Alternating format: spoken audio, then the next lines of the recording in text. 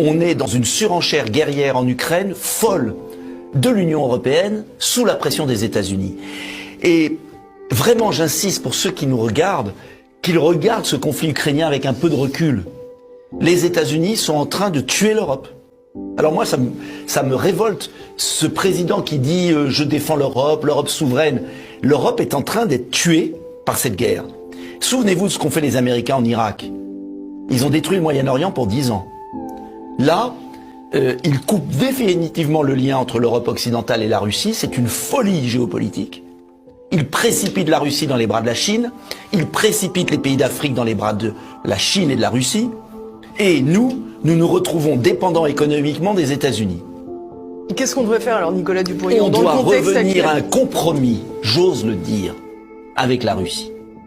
Ça veut dire quoi? Ça veut dire offrir une porte de sortie à Poutine par un plan de paix négocié qui revienne aux accords de Minsk, qui ont été signés en 2015. Parce que, pour ceux qui ne connaissent pas, cette guerre qui est en train de tuer l'Europe est liée uniquement, si je puis dire, à un conflit territorial sur une zone entre la Russie et l'Ukraine, le Donbass. Bien sûr. Cette zone, il y a déjà eu une pré-guerre, il y a eu un plan de paix signé par la France, l'Allemagne, la Russie, et qui permettait un compromis.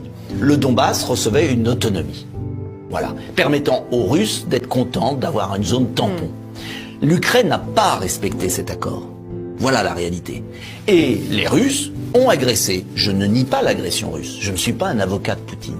Je dis simplement que quand l'Arabie Saoudite martyrise au Yémen, tout le monde s'en fiche. Et je vois le président Biden aller en Arabie Saoudite en ce moment dérouler le tapis rouge.